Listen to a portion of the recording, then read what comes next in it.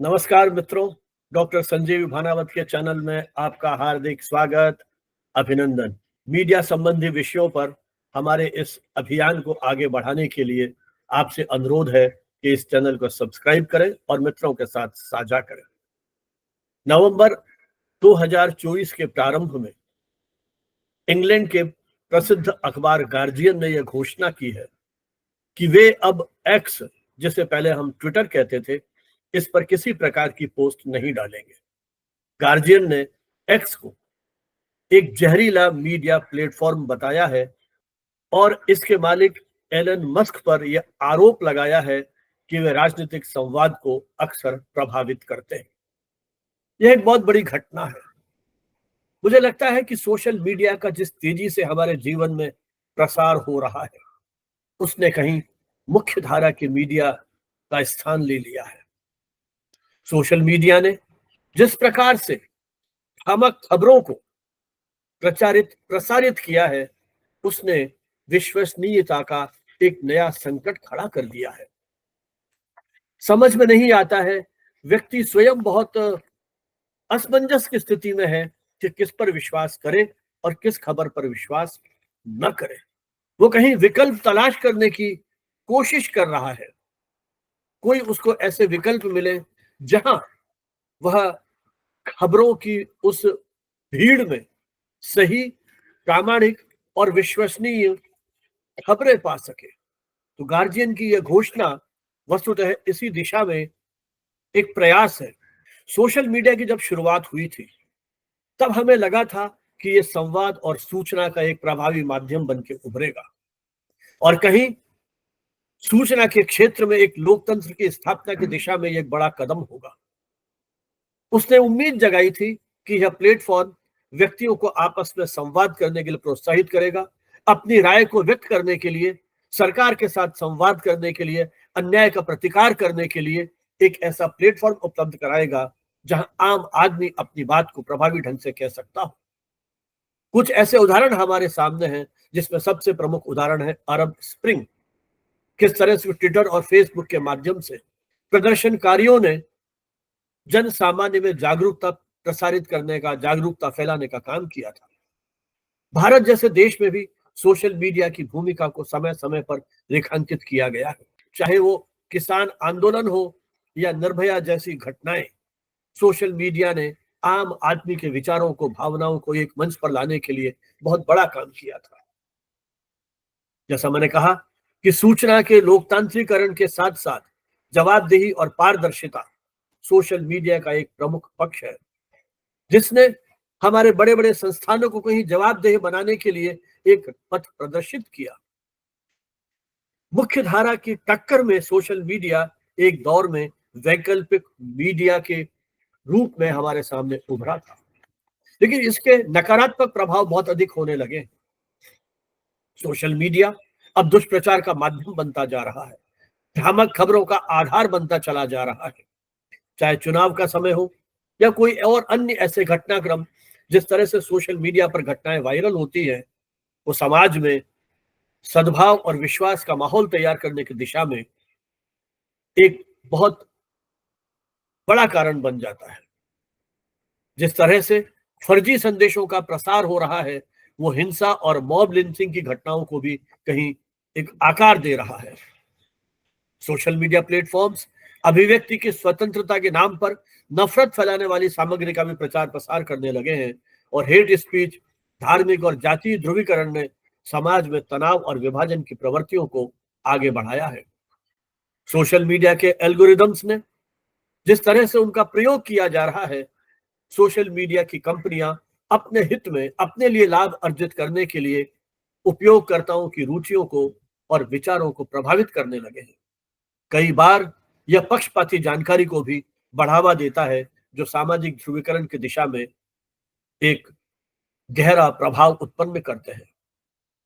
अब social media platforms पर जब गार्जियन ने एक्स को एक जहरीला मंच बताते हुए उस पर अपनी पोस्ट डालना बंद कर दिया है, मस्क ने अपने एक्स के एल्गोरिदम को इस प्रकार से डिजाइन किया है कि वो उसी के विचारों को प्राथमिकता के आधार पर हमें दिखाते हैं। मॉडरेशन की कमी और सामग्री को नियंत्रित करने में विफलता ऐसे प्लेटफॉर्म्स की यह सबसे बड़ी चुनौती है। भारत जैसे बहुभाषी देश, जहां की संस्कृति में इतना वैविध्य है, कंटेंट मॉडरेशन के लिए स्थानीय भाषा और संस्कृति की समझ होना बहुत आवश्यक है, अन्यथा इसके गहरे दुष्परिणाम हो सकते हैं। लेकिन इन प्लेटफॉर्म्स पर हम उतना निवेश नहीं कर पाते हैं। अनेक देशों के उदाहरण इस बात के प्रमाण हैं कि उन देशों में सोशल मीडिया सामग्री पर पूरी तरह से मॉडरेशन न होने के कारण वहां कई तरह की अराजकता और हिंसा प्रचारित प्रसारित हुई। आज एक्स अर्थात ट्विटर जैसे प्लेटफॉर्म्स, जब यहां इनके खिलाफ एक असंतोष की भावना बढ़ती जा रही है, अब इसके वैकल्पिक मीडिया भी तलाशे जा रहे हैं, जिसकी चर्चा अपन अभी करेंगे। भारत में सोशल मीडिया का उपयोग तेजी से बढ़ रहा है। इसके माध्यम से सरकार और विपक्ष जनता को प्रभावित करने के लिए पूरी कोशिश कर रहे हैं। हालांकि हमारे देश में भी भ्रामक न्यूज और दुष्प्रचार की समस्या एक बहुत बड़ी चुनौती बन गई है। अमेरिका जैसे देशों में भी सोशल मीडिया के दुष्प्रचार ने अनेक तरह की समस्याएं खड़ी की है। यह सही है कि एक्स या ट्विटर जैसे माध्यम दर्शकों को जोड़ने और उनका एक संबंध बनाने में एक बहुत महत्वपूर्ण मंच किसी जमाने में था। सामान्य परिस्थितियों में किसी मीडिया प्लेटफॉर्म्स का स्वामित्व इतना महत्वपूर्ण नहीं होता, लेकिन अब उस पक्ष को हम नजरअंदाज नहीं कर सकते। यह चिंता होना स्वाभाविक है। ऑनलाइन स्पेस में हमें उसी तरह से ध्यान देना होगा जिस तरह से हम ऑफलाइन स्पेस पर ध्यान देते हैं। जब हम ऑफलाइन काम करते हैं तो हमारी कोशिश होती है कि हम उस जहरीले मंचों या सांप्रदायिक तनाव, घृणा या इस तरह की जो भावनाएं हैं, इनसे कहीं मुक्त होकर बाहर निकलें। लेकिन जब इन सोशल मीडिया प्लेटफॉर्म्स पर इस तरह की प्रवृत्ति उजागर होती है तो हम कहीं अपने आप को असहाय महसूस करते हैं। आज गार्जियन जैसे बड़े संस्थान, उनके लिए सहज है कि वो ऐसे प्लेटफॉर्म्स को टाटा बाय बाय कर सके, लेकिन क्या आम आदमी, छोटे छोटे मीडिया संस्थान इस तरह के माध्यमों की उपेक्षा कर सकने में सक्षम है? क्योंकि आज के दौर में ये सोशल मीडिया हमारे सूचनाओं के प्राथमिक स्रोत बन गए हैं। इन सोशल मीडिया प्लेटफॉर्म्स में बड़ी बड़ी कंपनियों ने लाखों डॉलर्स का निवेश किया है। बड़ी बड़ी कंपनियां इन माध्यमों को आज नियंत्रित कर रही है। इन माध्यमों का उपयोग करके हम आम आदमी तक पहुंच सकते हैं, जो शायद मुख्य धारा के मीडिया के लिए संभव नहीं था। सरकारों के लिए भी आसान हो गया है। वो इतने सारे मीडिया हाउस को नियंत्रित करने की बजाय इन सोशल मीडिया कंपनियों से यदि हाथ मिला लेते हैं तो उनके लिए बहुत आसान है कि वो अपने विचारों को तेजी से प्रसारित कर सके और विरोधी पक्षों के विचारों को सेंसर कर सके। कंटेंट मॉडरेशन को भी एक प्रकार से सेंसरशिप माना जा रहा है। एलन मस्क लोगों से लगातार कहते हैं कि हम ट्रेडिशनल मीडिया पर या पारंपरिक मीडिया पर भरोसा नहीं करें। एक अजीब तरह की मानसिकता आज समाज में विकसित हो रही है। यही कारण है कि अब लोग दूसरे मीडिया की ओर जाने की तैयारी कर रहे हैं, जहां विश्वसनीयता है, जहां सत्यता है, जहां सही अर्थों में पत्रकारिता की जा रही है। सवाल यह है कि हम कौन से विकल्प को चुने। आज जिस तरह से तकनीक का विस्तार हो रहा है, नए नए प्लेटफॉर्म्स भी विकसित हो रहे हैं। अब मास्टरडॉन और ब्लू स्काई जैसे विकल्प हमारे सामने आ रहे हैं। हालांकि इनका उपयोग करना अभी थोड़ा सा चुनौतीपूर्ण है, क्योंकि ये नए माध्यम है। थ्रेड्स को भी एक विकल्प माना गया है, जो एक्स की टक्कर में खड़े हुए हैं, लेकिन अभी इनके परिणाम देखना, समझना और उनके प्रभावों का अध्ययन करना बाकी है। हमारे लिए वो विकल्प अधिक उपयोगी हैं जो डिसेंट्रलाइज्ड है, जो विकेंद्रीकृत है। कुछ लोग अभी तक इन माध्यमों को विकल्प के रूप में स्वीकार नहीं कर पा रहे। अब आवश्यकता है मास्टरडॉन और ब्लू स्काई जैसे विकल्पों को तलाशा जाए। वस्तुतः अब वो विकल्प अधिक प्रभावी होंगे जो विकेंद्रीकृत है। केंद्रीकृत विकल्प उन मीडिया हाउस के प्रभाव में रहते हैं जो इन्हें नियंत्रित करते हैं। हालांकि थ्रेड्स की भी बात की गई है, तो चाहे वो मॉस्कोडॉन है, चाहे ब्लू स्काई है या थ्रेड्स हैं, ये एक्स की टक्कर में ही प्लेटफॉर्म्स खड़े हुए हैं। लेकिन मास्कोडॉन जैसे सोशल मीडिया एक्स की तरह से काम करते हैं, इनका संचालन केंद्रीकृत नहीं है, सेंट्रलाइज्ड नहीं है। यह प्लेटफॉर्म फेडिवर्स नामक नेटवर्क के हिस्से हैं, जो एक अन्य डिसेंट्रलाइज्ड ऑनलाइन नेटवर्क है। मास्टरडॉन को 2016 में युवान रोचके ने बनाया था और इसका उद्देश्य एक ऐसा सोशल मीडिया नेटवर्क बनाना है जहां उसका जो यूजर है, उपयोग करता है, वो बिना किसी बड़े केंद्रीकृत कंपनी के हस्तक्षेप के अपने कंटेंट को साझा करने की स्वतंत्रता प्राप्त कर सके। मास्टरडॉन का मुख्य आकर्षण है इसका विकेंद्रीकरण, डिसेंट्रलाइजेशन। कोई संस्था या कंपनी इसे नियंत्रित नहीं करती। इसकी बजाय यह हजारों स्वतंत्र सर्वरों के माध्यम से काम करता है, जिन्हें इंस्टेंस कहा जाता है, और हर इंस्टेंस का एक निश्चित उद्देश्य, नियम और दिशा निर्धारित होती है। यूजर एक इंस्टेंस से जुड़ सकते हैं और उनकी रुचियों या विचारधारा के अनुरूप अपनी बात को कह सकते हैं। फेडिवर्स नेटवर्क अन्य विकेंद्रीकृत सोशल मीडिया प्लेटफॉर्म्स के साथ जुड़ा होता है, जैसे प्लेरोम, मिक्रोकास्ट आदि कहते हैं। यह सभी प्लेटफॉर्म एक बड़े नेटवर्क, जिसे फेडिवर्स कहा जाता है, उनके हिस्से हैं। इसका मतलब एक इंस्टेंस पर पोस्ट की गई सामग्री अन्य इंस्टेंस पर भी दिखाई देगी और यूजर आपस में इंटरेक्ट कर सकते हैं, चाहे वे अलग अलग इंस्टेंस का उपयोग क्यों नहीं कर रहे हैं। इस सोशल मीडिया प्लेटफॉर्म पर विज्ञापन नहीं है, विज्ञापनों से मुक्त प्लेटफॉर्म है। इनका उद्देश्य बिना किसी व्यापारिक हस्तक्षेप के सोशल मीडिया का नितांत व्यक्तिगत अनुभव प्रदान करना है। इस माध्यम पर, इस प्लेटफॉर्म पर यूजर की गोपनीयता को अपेक्षाकृत मेंटेन किया गया है। यह सुविधा दी गई है कि वो अपनी गोपनीयता को सुरक्षित रखे। उसके द्वारा जो सामग्री साझा की जा रही है वह उन्हीं लोगों को दिखाई देगी जिन्हें वह स्वीकार करते हैं, और यह भी निर्धारित किया जाता है कि कौन उसका अनुसरण कर सकेंगे और कौन उसका अनुसरण नहीं कर सके। मास्टरडॉन की एक पोस्ट, जिसे टूट कहा जाता है, 500 अक्षरों तक का संदेश भेजने की सुविधा है, जहां एक्स पर 280 अक्षरों की सुविधा है। हालांकि पेड वर्जन में हमें यह अक्षरों की जो सीमा है वो अधिक मिल जाती है। मास्टरडॉन एक ओपन सोर्स सॉफ्टवेयर है, जिसका अर्थ है इसका कोड सार्वजनिक रूप से उपलब्ध है। कोई भी डेवलपर इसका कोड देख सकता है, उसमें सुधार कर सकता है और एक नई इंस्टेंस बना सकता है। मास्टरडॉन काम कैसे करता है? इसमें हर यूजर के पास अपनी एक प्रोफाइल होती है, जिसमें वो अपने विचार, पोस्ट या फोटो, वीडियो आदि शेयर कर सकता है। इस पोस्ट को, जैसा मैंने कहा, टूट कहा जाता है। यदि कोई यूजर किसी अन्य यूजर को फॉलो करता है तो वो उसके पोस्ट देख सकता है। मास्टरडॉन प्रत्येक इंस्टेंस का अपना नाम, नीति और समुदाय होता है, और एक इंस्टेंस पर किए गए पोस्ट को दूसरे इंस्टेंस पर आसानी से देखा जा सकता है। यह जो विकेंद्रीकरण है, डिसेंट्रलाइजेशन है, इस कारण अधिक पारदर्शिता और स्वतंत्रता सुनिश्चित की जा सकती है। इस प्रकार मास्टरडॉन विकेंद्रीकरण, गोपनीयता, विज्ञापन रहित पोस्ट और ओपन सोर्स, ये इसकी कुछ विशेषताएं हैं। लेकिन सबसे बड़ी चुनौती है कि यह माध्यम अभी लोकप्रिय नहीं हुए हैं। जिस तरह से एक्स और फेसबुक, इंस्टाग्राम, व्हाट्सएप जैसे माध्यम लोकप्रिय हैं, उसकी तुलना में यह माध्यम अभी कम लोकप्रिय है, और इसके जो यूजर हैं उनका बहुत सीमित आधार है। लेकिन ये अपने आप में एक अभिनव प्रयोग है, अभिनव प्रयास है।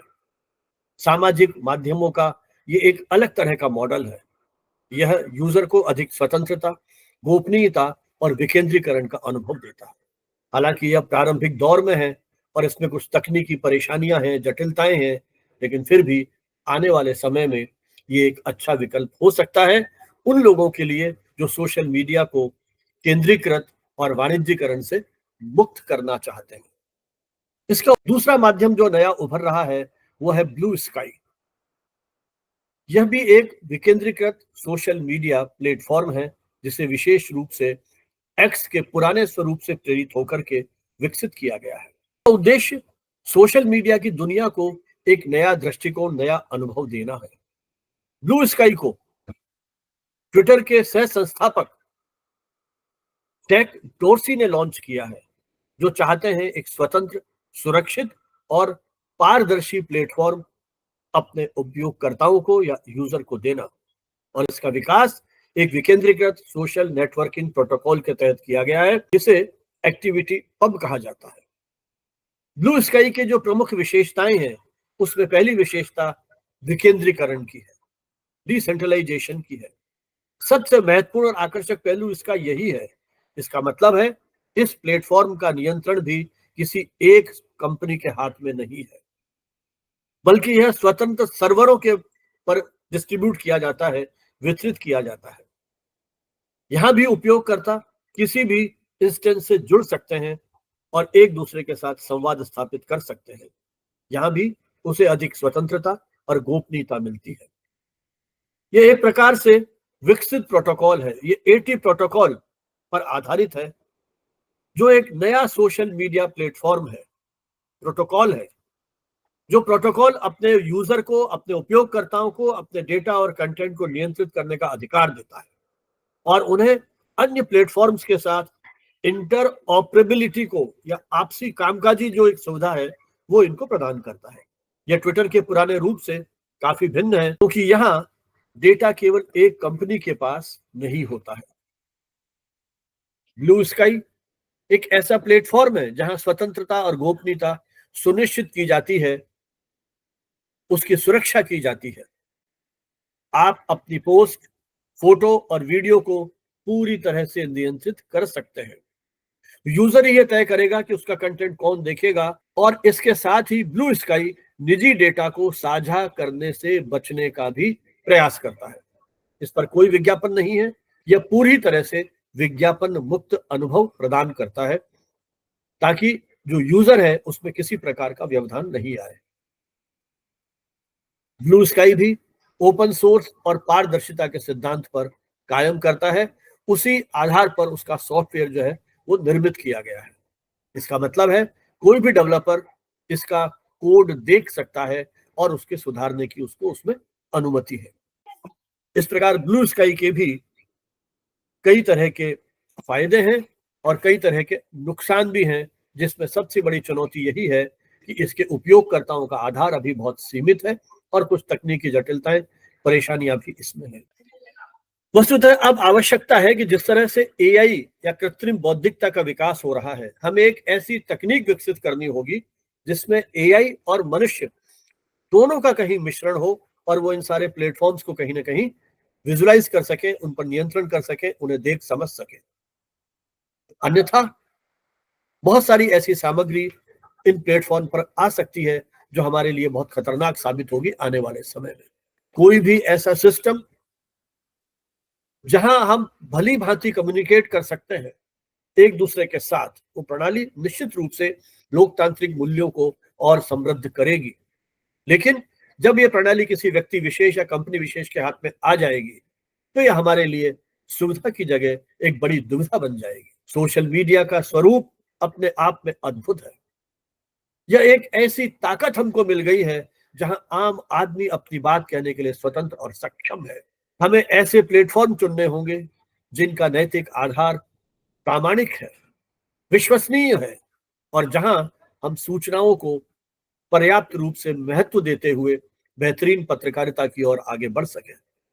हमें स्कूल, कॉलेज और अन्य शैक्षणिक संस्थाओं में मीडिया लिटरेसी की उस प्रवृत्ति को शुरू करना होगा। हमें विभिन्न स्रोतों से प्राप्त जानकारी का मूल्यांकन करना सीखना होगा और यह तभी संभव होगा जब एक विकेंद्रीकृत संचार प्रणाली को हम विकसित कर सकें, उसका अनुसरण कर सकें। सोशल मीडिया ने हमारे व्यक्तिगत जीवन के साथ साथ हमारे पूरे सामाजिक और लोकतांत्रिक जीवन को बहुत गहराई से प्रभावित किया है। राष्ट्रीय अंतर्राष्ट्रीय स्तर पर सोशल मीडिया के सकारात्मक, नकारात्मक दोनों तरह के प्रभाव पड़े हैं। तो जिस प्रकार गार्जियन ने एक संकल्प किया है, हमें भी इन सोशल मीडिया प्लेटफॉर्म्स जो समाज में वैमनस्य फैला रहे हैं, उनके खिलाफ इस प्रकार के एक नैतिक बल का उपयोग करते हुए कहीं बेहतर विकल्पों को तलाश करना होगा। आप सभी को बहुत बहुत बधाई, शुभकामनाएं। जय हिंद, जय भारत।